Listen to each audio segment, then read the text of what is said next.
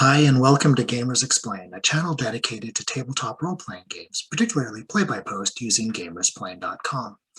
In the segment Player versus Player, I will interview users from Gamersplane in order to find out how these people use the service and engage in play-by-post gaming. Hopefully we will learn from each other and improve our own games, and maybe have a little fun along the way. In today's episode, I have a segment of Player versus Player, where I will interview a user named lavtodd, and we will discuss whatever we want.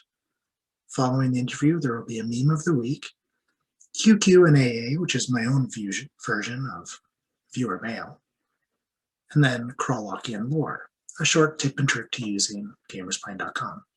I'm Qralloq, and this is episode 5 of Gamers exPlane.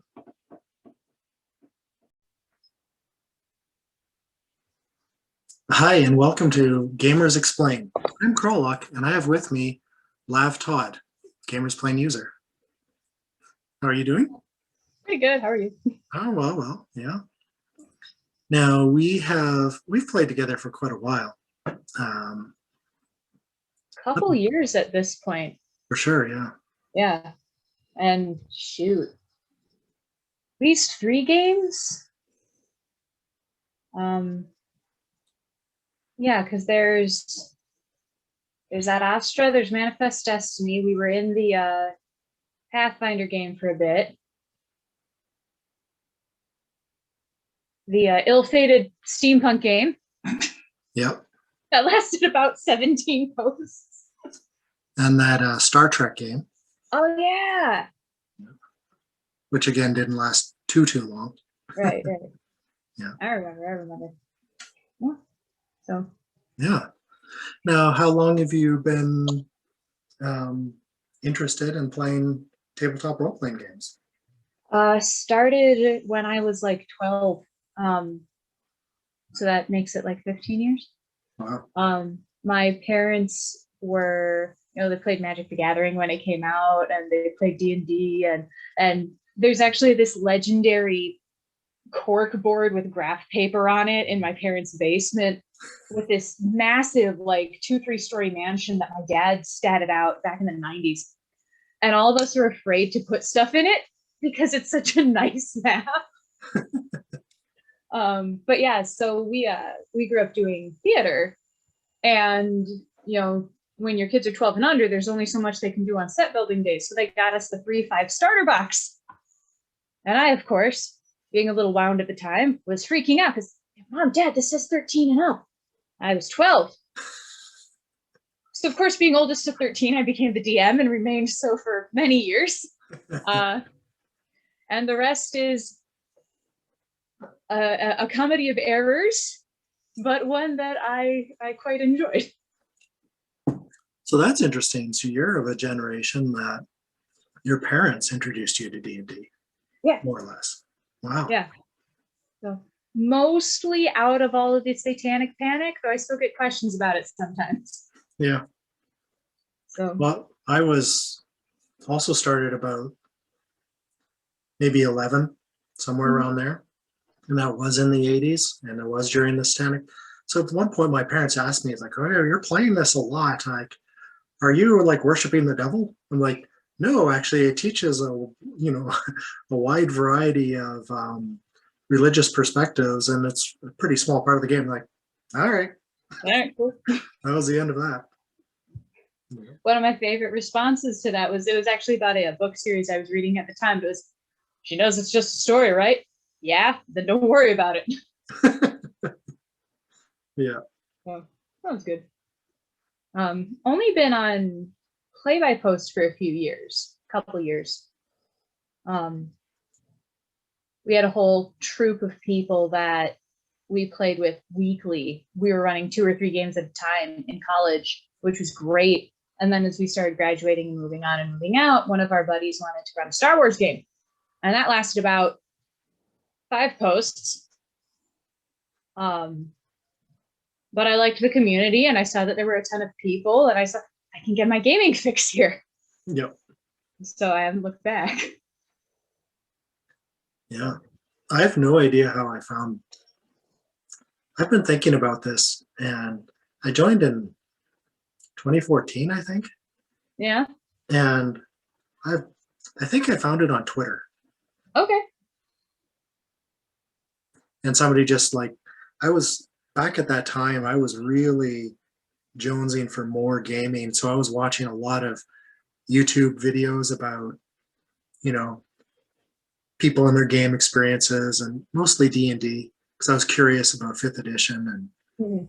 when it was coming out, and so I think I just stumbled upon Gamers Playing, and yeah. It's a really good way to scratch the itch, especially if like I never got into Critical Role, not because it's not good, but just because it's been this long and I haven't started yet. It's like now it's a time commitment to get caught up. But with this, it's, you know, even in 3 or 4 games, there's usually something updated every day, which is pretty great during a pandemic. Yeah. Yeah. It's a good time. Yeah, so you've been in and out of your work situation, kind of working remotely and working on site, and yeah. Yeah. It's been an experience for the year. Segue to the to a you know, we're working in person versus virtually has its benefits, and gaming in person versus virtually has its benefits, and it's kind of interesting to see how, because I just finished DMing a Pathfinder game like yesterday, Right. on Roll20. And I was freaking out the entire time because I'm like, oh shoot, I ran out of content and I haven't had time to prep the epilogue. Like, I know what people want to do and I know what I want to do, but I don't know if it's going to sound dumb. And the nice thing with play by post is you can edit and you can make sure it sounds nice. But I like how organic it gets in person too. I once one of my players got most of the way through the first verse of The Gambler before I noticed they were quoting a song. And you don't get that when you can edit your posts. But it's good, and it's I like. I mean, right now, shoot, I've got my heist test is still going on. I've never done a heist before. My space apparently horror is still going on. I've never done horror before, though I've done sci-fi before. The Western game is over 2 years in and several thousand posts, and we're actually getting geographically close to where I wanted the end game to be, so that's neat. That's one of my oldest games. Oh, really? Yeah, it's probably in the 3rd oldest. Shoot, nice. Yeah. Oh, and I recently jumped in a Clone Wars game that had some attrition. So that one's fun because I haven't actually seen all of the prequels yet. So I'm making a character and I'm like, I think I know how this works. And then we finally watch it and I'm like, oh, okay, I'm catching up now. Well, there's all this extended universe. I am not caught up yet. Yeah. So no, it's a really nice way to just try things, right? And I think I've started more games than I know I've started more games than I've finished. I haven't finished one here yet. And I've had, heck, just even over the pandemic, I had to drop 3 games that I was running because they just were not going anywhere. But it's still fun because, like, I got feedback on the system I'm developing, even though it didn't make it very far, and I got to see how other people. I tried a Humblewood game briefly. Mm-hmm. I got the Kickstarter mostly because I saw that picture of the tiny little owl paladin, and I'm like, nope, I'm doing this. But that one was really cool because I had a couple players who were really into Redwall, and everyone's playing an animal, and they wrote their characters focusing on scent. That's cool. You don't get that in a game full of people. Right. So no, overall, really, really neat way to just kind of see a bunch of different things. So no regrets so far. Yeah. Now, do you have any kind of funny stories about things that happened on Play by Post? We spent a long time trying to remember how to pronounce your character's name. Yeah. Because Ulton manspreading was a high point. I wasn't even in that scene. If I remember correctly, they were trying to impersonate a household to prevent a guy from being conscripted, and it was just shenanigans ensued. It was great. Yeah. Yeah, I was trying to be creepy, and so I had to. It worked, but like in the most comical way possible. Yeah. No, that's one of my favorites. It's not a comedic moment per se, but just, you know, I've never been a perma DM. I've come close in certain phases of my life, but I've usually had a chance to play. And I was in Dark Reaver 1998's Curse of Strahd game, maybe like a year ago at this point. And that one was very much not comedic, even though my husband's over here off screen reminding me to pastorally care for the vampire to solve our problems, ask him about his feelings and make him feel respected. But I learned a lot in that one. One, I don't do hardcore horror settings. Did not make it. But two, like the way that Reaver used dreams in between the content was really cool, because it's like a published module, and most people have at least heard of it, right?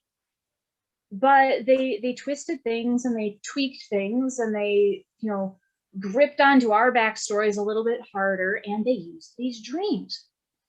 And I'd always had like a familiarity with it in the past, but they really mastered it. It was like, all right, I'm giving you information. You don't know if it's good information or not. And one of the really cool parts about doing it play by post is that as players, we didn't have to tell people what we saw. There was this authentic level of secrecy to it. Mm.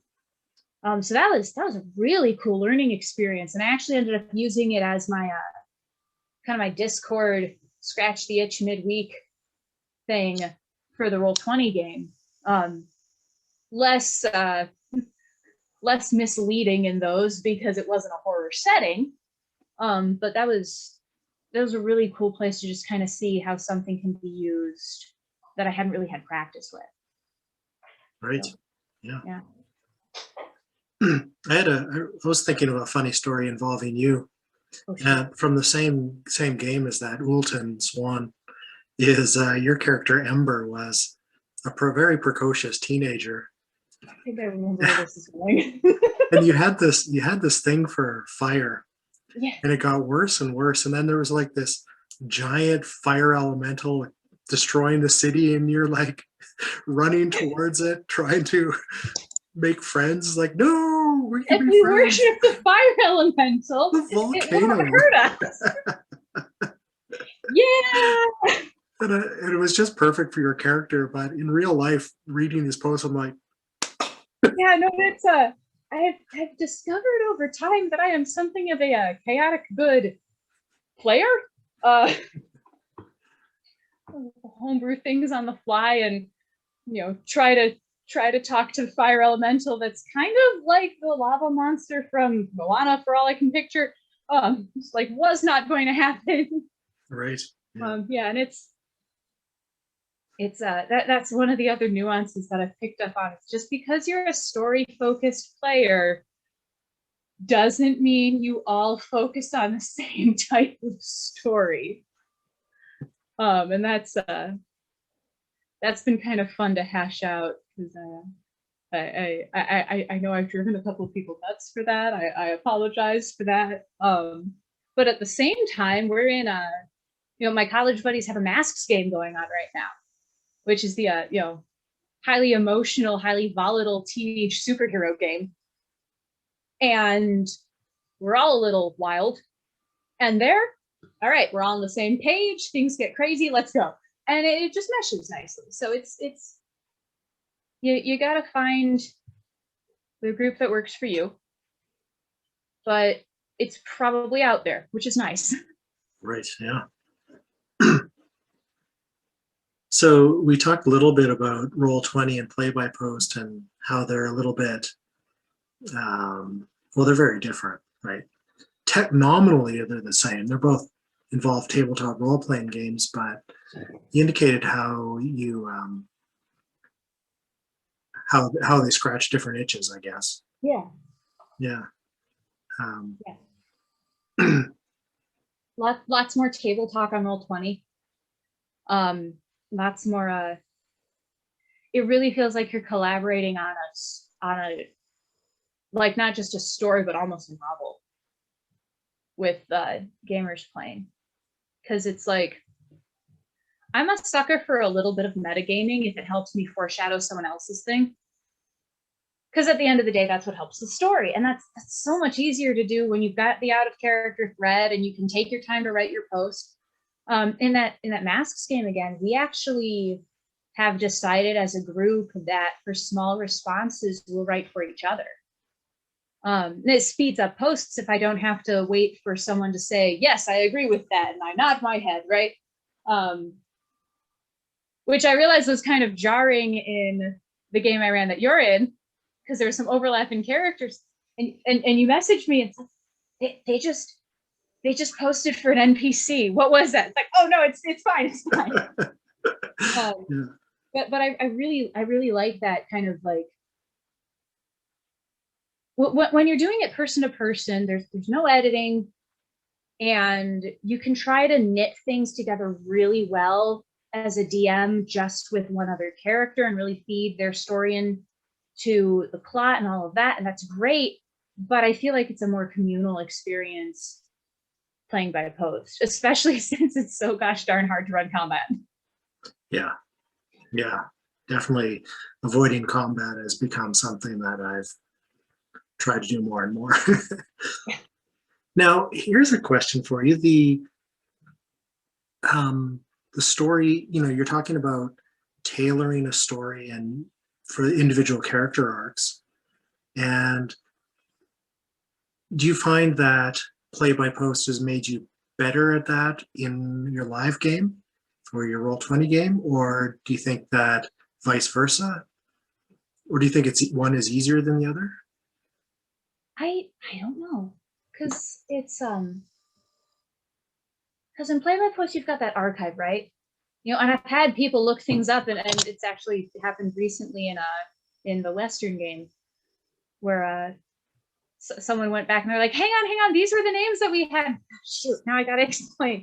But no, I think the reference in the archive is better on GamersPlane, but then on Roll20, if you're playing once a week and the game is going really well, you can't check posts every day, right? So I think that there's this kind of itch for the players to do something during the week. So it's I honestly can't say that one is better than the other in anything other than like coding and formatting, because they really do serve two different purposes.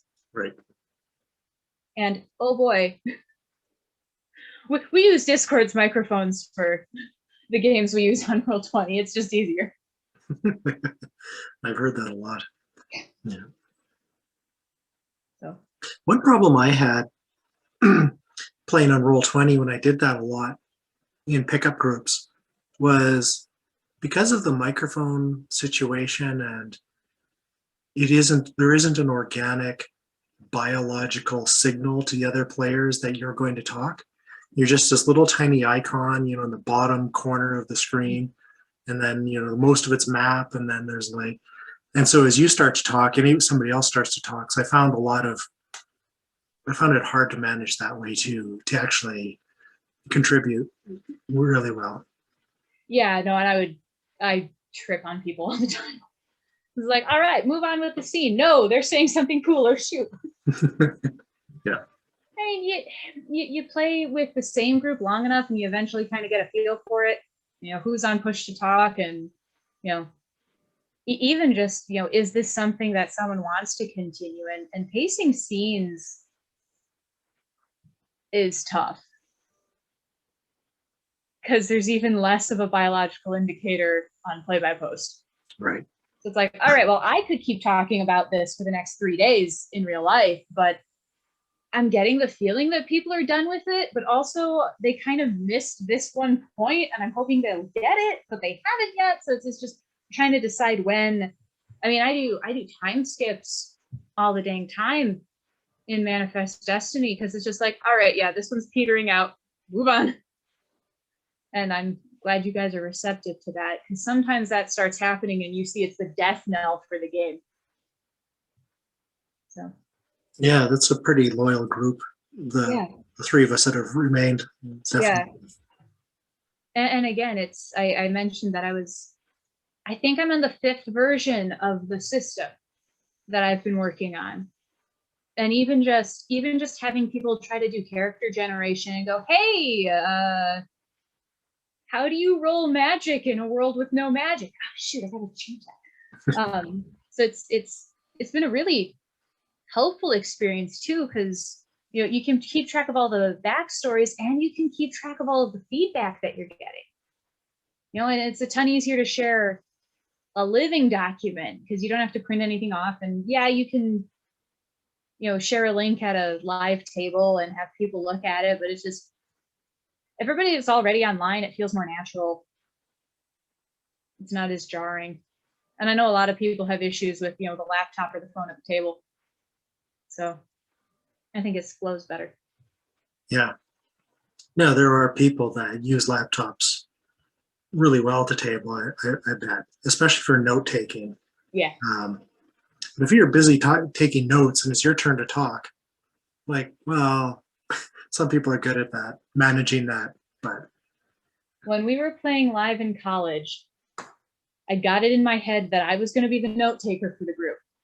And it actually ended up being helpful because the DM wanted to go back and reference some things, but I had these, math notes for the first 40 pages, and the back of it's blank, and this awful shorthand, of course in pencil, because it's at the game table, just listing everything that happened in the game. And it was not efficient because you go back and you look at all the initials and the poor verb use. It's like, I was at this game. I have no idea what this means. But yeah, no, having the archive is really nice. yeah, it's brilliant. I'm a terrible note taker too, especially as a GM. In the live game, I'm just, I'm making it all up. My notes are like a couple names and maybe a setting idea. Yeah, I prep it on the drive home, which is long, but it's like, they're players. They're not going to do anything I script anyway, so why should I get in that deep? Yeah. But then there are issues where people come up to me and they're like, hey, you gave us this really cool magic item 10 sessions ago, and now I'm going to use it in a way you don't expect. So in some ways, not taking good notes is fun for me because it lets me forget things. Yeah. But no, it's and here I am talking about live and Roll20 and excuse me, and play by post kind of all as one conglomeration, but it really kind of is. At least, I mean, because the way I try to develop my characters is the same no matter which one I'm in. How I talk to the DM changes. But even then, the way I world build is the same. It's extremely loose until I start getting characters, which I think is very freeing because I don't know what you want in the world. Oh, you want these things. All right, cool. Now I get to build an entire lore about these things, and now the gears are turning. Now I'm wondering about X, Y, and Z, and it's I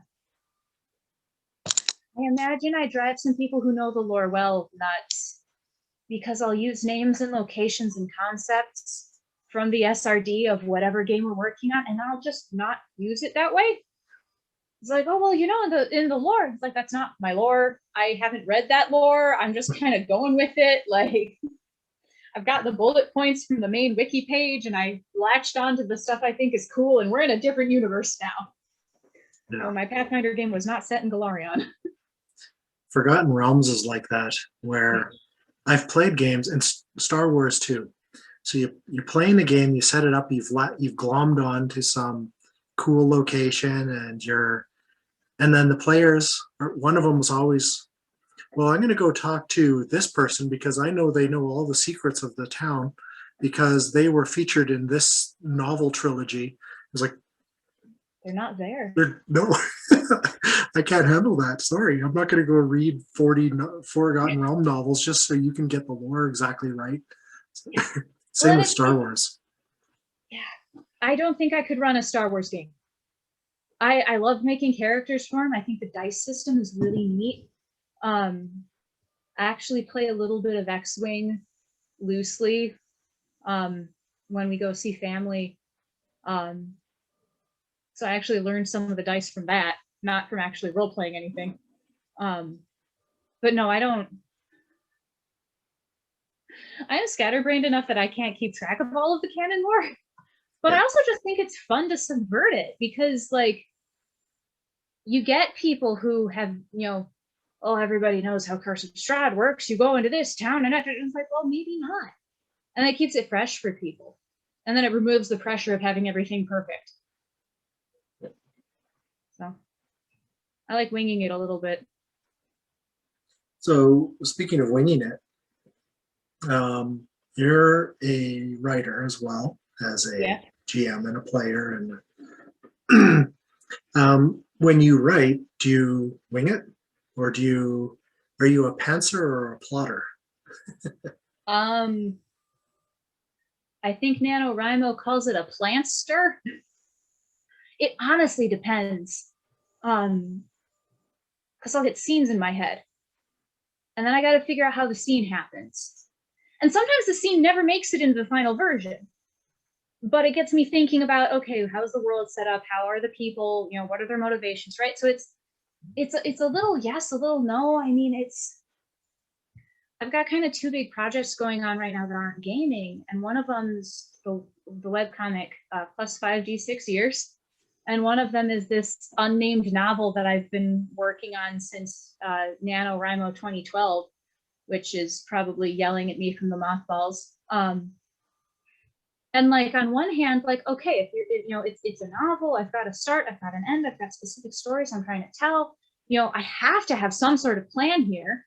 And especially since I've gotten the basics written out in, Word Vomit, I can kind of sift through and find an outline. But then with the comic,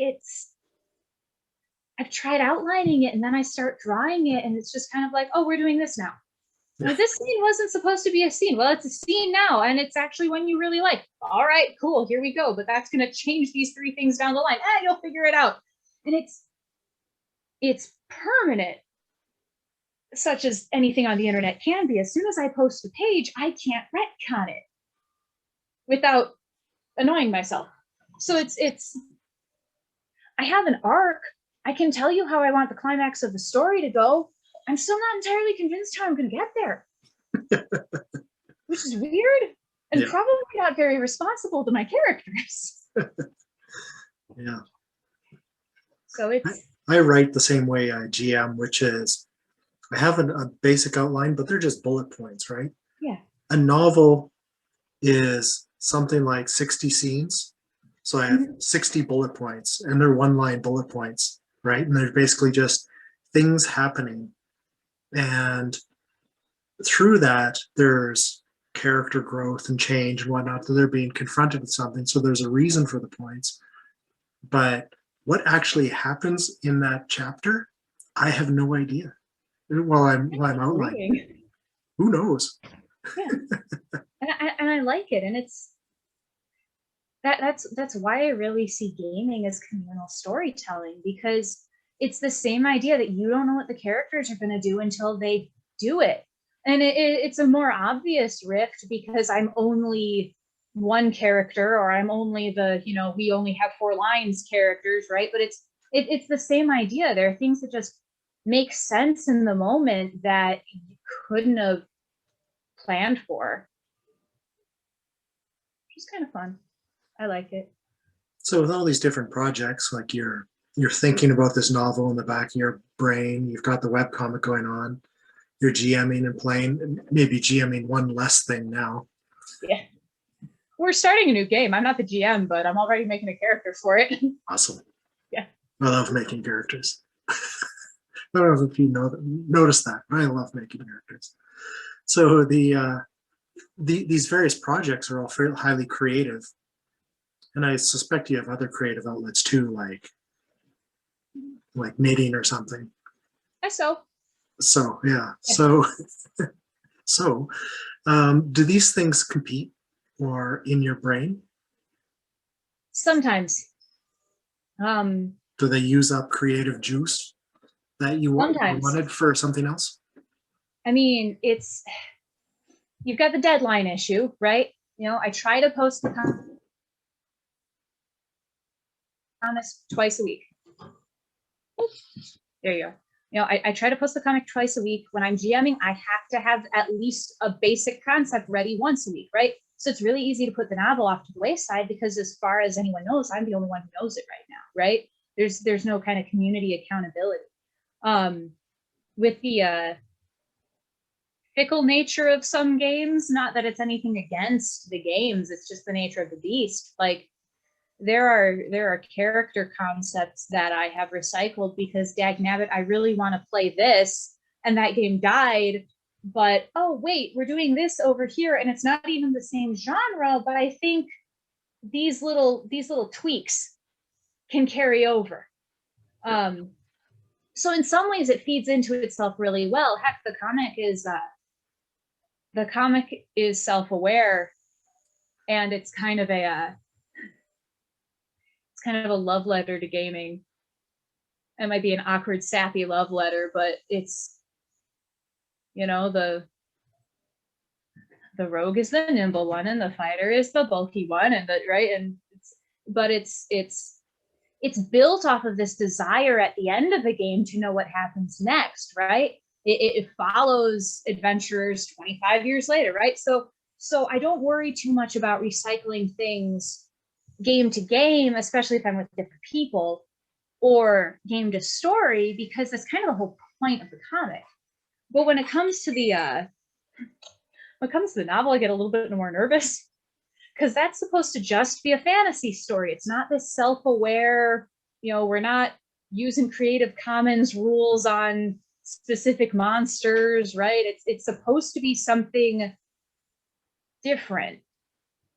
So sometimes in that I get a little bit stuck because you can take character ideas, but you can't take, it's really you can't necessarily translate the arcs or the plot points, right?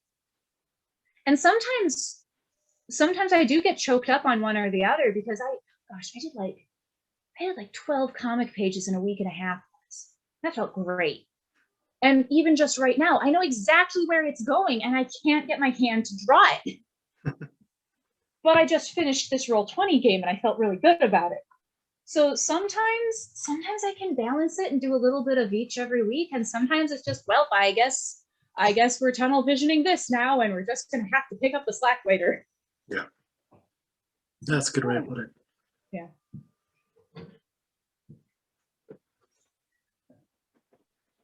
So what do you think focusing on GamersPlane for a moment, what do you think every user should know about using your site? Yeah. Your group is out there and people want to help. Like if you've got an idea that you're not sure if it's going to work or not, try it here. There are plenty of people who will, sign up for any new game they see and provide meaningful feedback. I think it's a really good testing ground. And just trusting that eventually you'll find your crew. Because I mentioned earlier that not all story gamers are the same. but even then,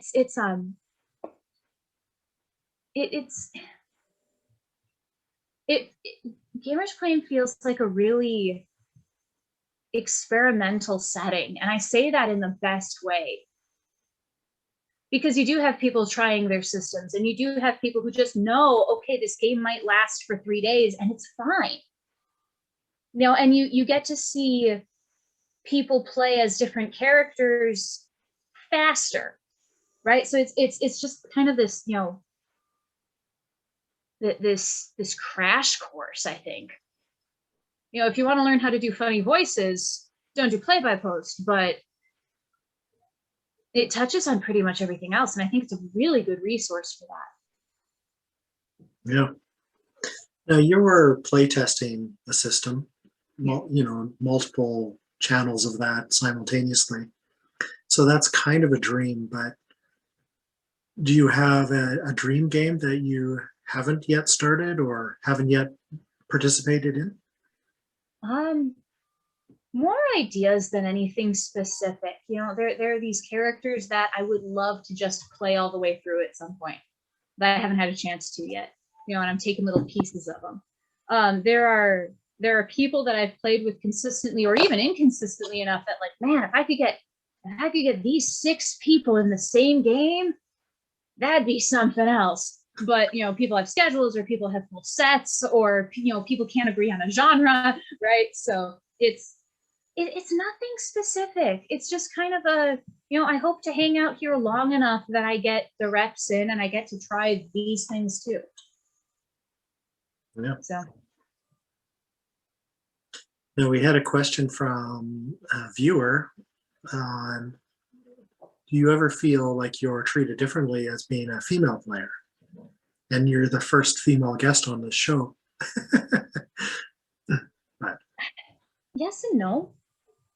Honestly, most of the gamers I know in general, and most of the people on Gamers Plane anyway, are pretty chill.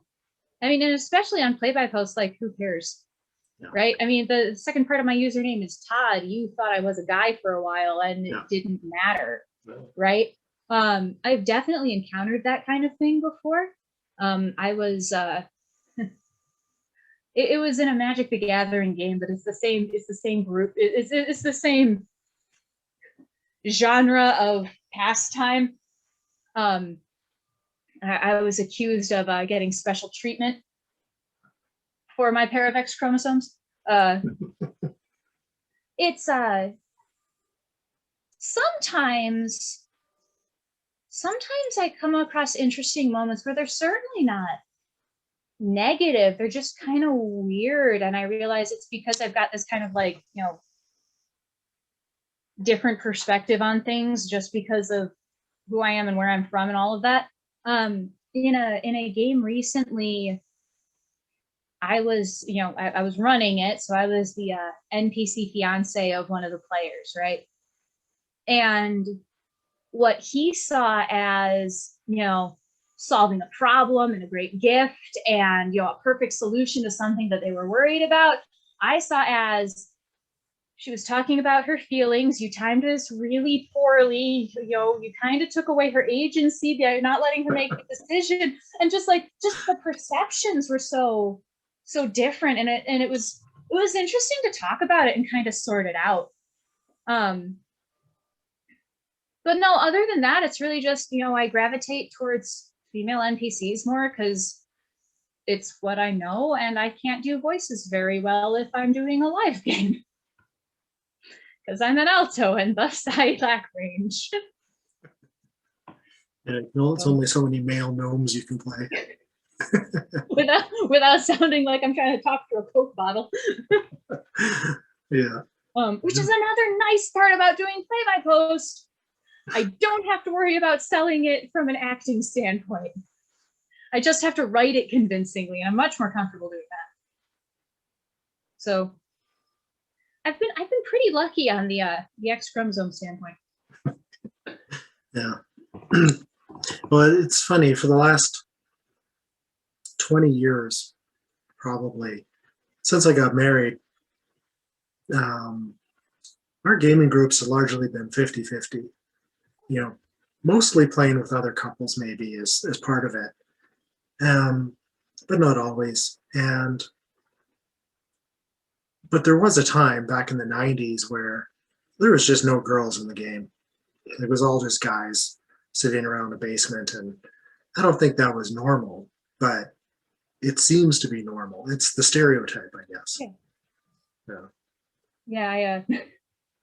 In the live games we played in college, I was invited because the group was acutely aware of that discrepancy. And over the years, our group became a lot more varied. But we were in one of the guys' basements, and their mom comes downstairs, and they're like, "Oh, there's a girl with you this week. Hi, nice to meet you. Can we please play our game now?" And even if I'm in a group that's more guys than gals, you play long enough and you get bored playing the same type of person. So the party dynamic isn't necessarily skewed to all guys. So as far as the story goes, it's not really an issue. People play what they want to play. Yeah. And like you said, on play by post, it's irrelevant. Like, I'm sure there's people on the site who are one gender but are role playing being a user of a different gender. Yeah. Like, do it. And that's what role playing is, right? It's a role playing site. Exactly. Yeah. We're not expecting that. Like. Yeah. No. I don't mean playing characters, but playing a user of it. Yeah. So. Yeah. Whatever the reasoning is, it's like when you've got names like Qralloq or Lavender Todd was a half-elf rogue I never got to play. Like when those are your usernames, it doesn't rightly matter who's on the keyboard. Yeah. So. Yeah. So what else do we want to talk about? I think I went through my list. Yeah. I wanted to. I wore my shirt. So this is from your Etsy store. I made this design for Threadless. I have one as a t-shirt. Yeah, I definitely started the comic because I wanted to get the story out of my head. And the early pages show that. And for years, it's like, I'm not going to do digital. I don't have the stuff to do digital. I like being able to touch the sheet of paper. It's going to be, colored pencils are what I have, and that's what I'm going to use because markers leave all those streaks. So this is what we're doing. And then I learned about a blending stick. I'm like, oh, wow, this looks really good. And then I learned about different line widths, and I'm like, oh, wow, this looks really good. And then I got a tablet for Christmas one year, and I'm like, oh, wow, this looks really good. And it's still an extremely cartoony style, but it's kind of interesting to see it change. And it's not an art piece. It's a story. And that's one of the biggest things to get over my head. And even with gaming, right? It's not a prize-winning novel, it's a story. Right? In that epilogue I did, I was freaking out because I can't edit. I know where I want people to go. I'm kind of going off the cuff here. I wasn't even planning on ending the game. It was just like, oh, we're out of stuff and I don't want to drag this on longer than it needs to be. So I'm freaking out because I felt like the epilogue was really kind of like choppy and stammered, but everyone really liked it. Like, all right, because it's a game and it's a story, and you care about the characters, you care about the people playing them, and the rest will fall into place. I would like, if I may, to talk about a reused storyline. I don't remember if you were in Bull of Spinach's game, the Star Trek game. It was a lasers and feelings setup, and it was we put them through the ringer as players. I'll say that.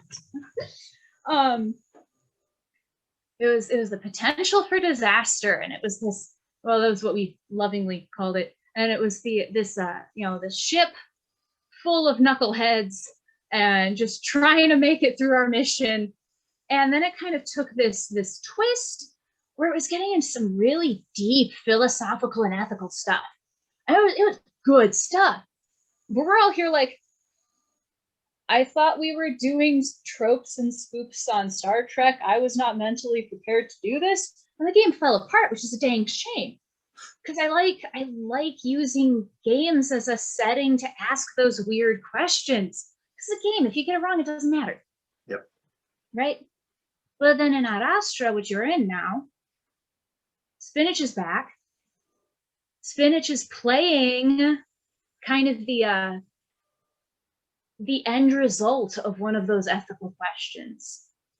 And there are still plenty of questions in this game because now that they're a symbiote with this we called them slugs very affectionately, but it's basically there's an alien and a person in the same being, and there's something new now. And how do you handle that? We have two-headed aliens. We have aliens with weird cultures. We don't have humans who are also aliens. So it's neat because we get to explore that again. And then on the flip side, I brought back my extremely loud Scottish engineer because every starship needs one of those. But that one's kind of pushing me because it's, we kind of decided beforehand, hey, this we want to be a bit more of a thriller. Let's test the system, right? Because I'd only played I don't know, the Western gets kind of dark sometimes. But I hadn't done like a something paced as a thriller before. But knowing that walking in and seeing all of these ideas come back, I'm glad we get to revisit it, right?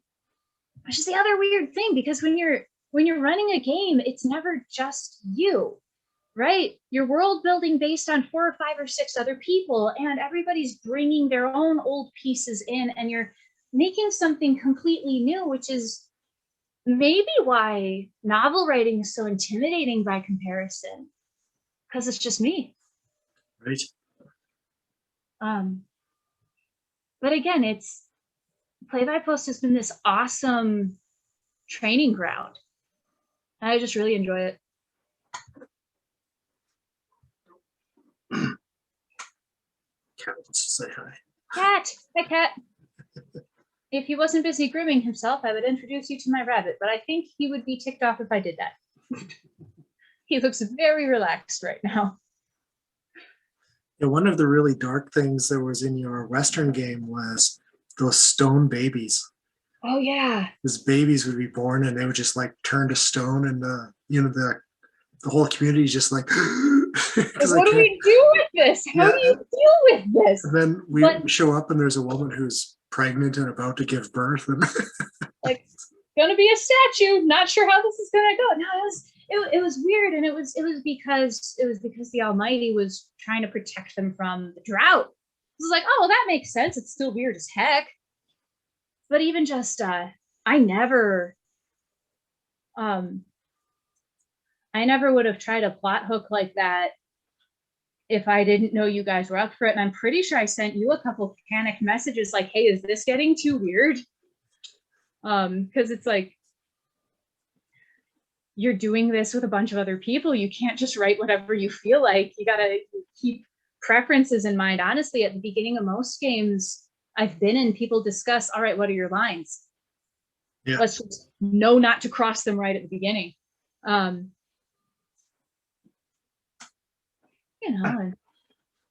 hello again, Cat. Same cat? Different cat. Different cat. Different cat. This one's troubling. So it takes a lot of trust to be in a game, because like, all right, I'm gonna try this thing. Hopefully y'all don't think I'm weird as a person. But it's cool when people jump onto it. We had Pancho just found his long lost family, right? That's Calagel's character. Then he gave me all this backstory like a couple weeks before we ran that arc, and I'm like, all right, new content, new character stuff. I'm going to try to flip this as far upside down as I can, because it's not a published content, but it's still something that the player thinks they know. And it's more fun if you don't know everything, right? Yep. So, and he just jumped right in. I was like, all right, this is my wife, this is my son, I have to make this, I have no doubt that if they weren't there, the fallen servant in charge of that town would have ended the session with a bullet hole. Yeah. But it had this complete tonal shift because it was just, because I knew you guys would run with it. I love having that level of trust in the party. Oh, that's great. I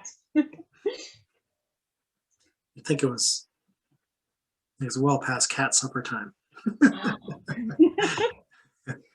Yeah. Yes, the rabbit eats promptly before I leave for work and will jump on top of his hutch if I am nary 3 minutes behind. If I come down the stairs and do not feed him immediately, he will try to escape.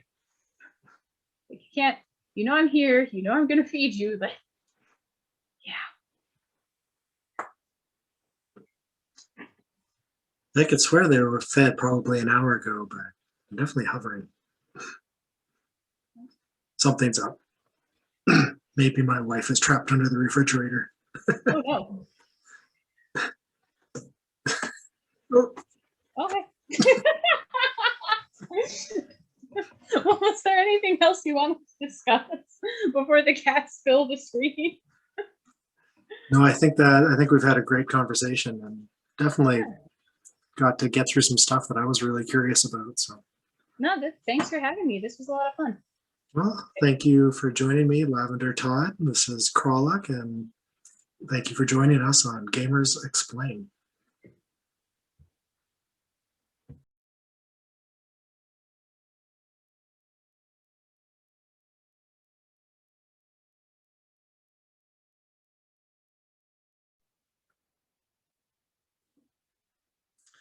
Hi, and on today's episode of QQ&AA, or Qralloq's questions and asks answers, or something like that, we have a question from user Len. He says, suppose hypothetically a game has been flagging because life got busy for the GM, but lo, the clouds have parted and life is easy again. What are the best ways to nurse an inactive game back to a healthy posting rate? Asking for a friend. Well, Lynn, that's a great question, and it's one that comes up all the time. We do have very busy lives, and we're often having to put things aside, and then something changes. So let's deconstruct the phrase first, a healthy posting rate, because this is, I think, gives us the metrics to analyze whether or not a game is truly flagging or if it's just become slower.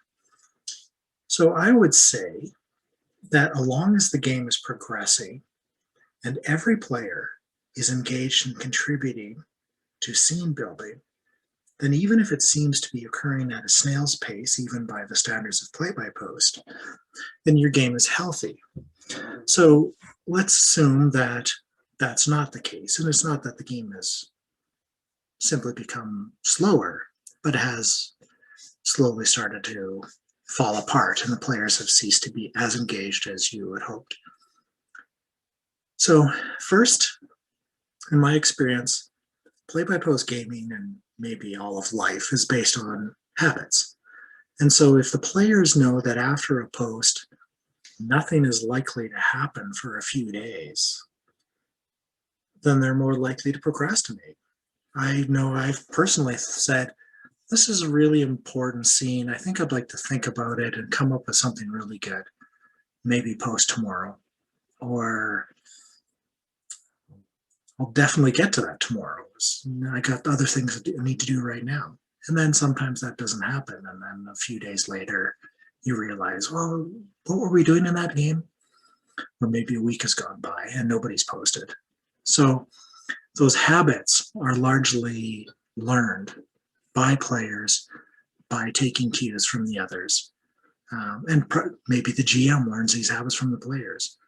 But in either way, the best way to break a habit is to establish a new one.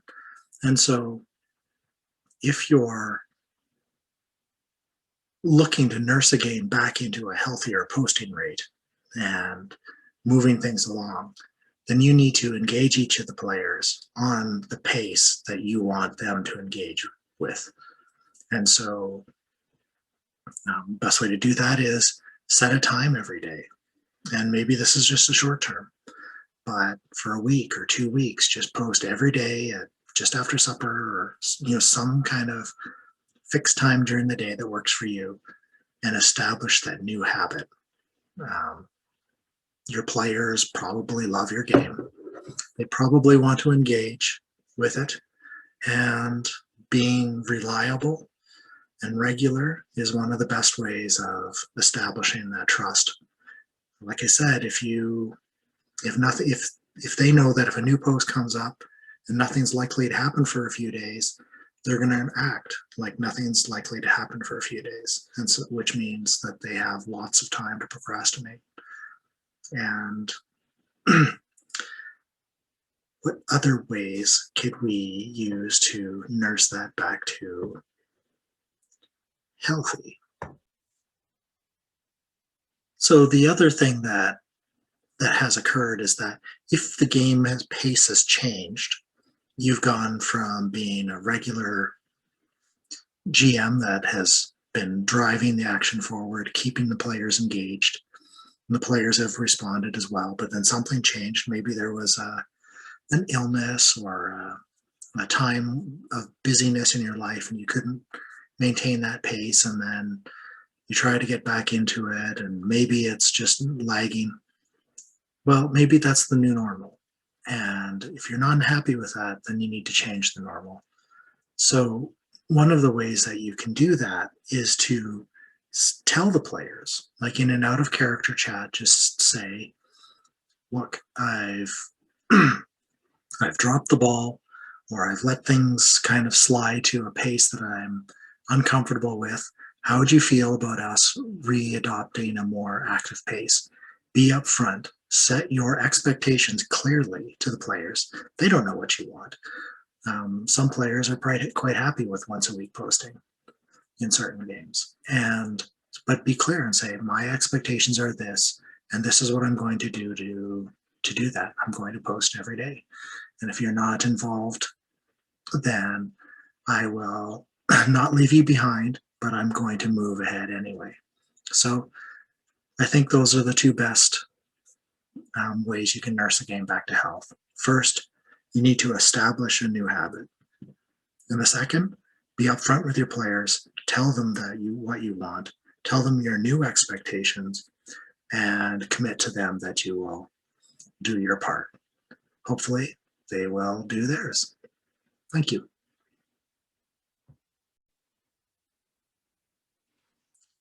Hi, this is Qralloq and Qralloqian lore, short tips and tricks to using gamersplane.com. Character sheets can be made public, which means to say that your sheet can be viewed by other players in your game. By default, this is turned off when you make a character and submit it to a game. The GM can always see the character sheets submitted to their game, but by default, the other players cannot, to protect secrecy in the event that that is important to a game. But you can turn that off, and it's easy to do.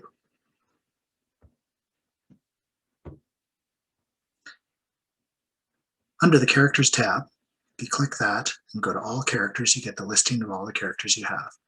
Now, if you're like me, you have probably 300 in here. But if you're a more reasonable person, maybe you only have a half dozen or a few. You can see that there are 4 icons on the right-hand side. So we have the name, type of character sheet, the system, and then we have edit, which just edits the label. So the name and the type of sheet, or whether it's a PC, an NPC, or a mob. The pen icon allows you to edit the actual character sheet, so it just takes you into the sheet in edit mode. Then you have a book icon. That's the one, add to library.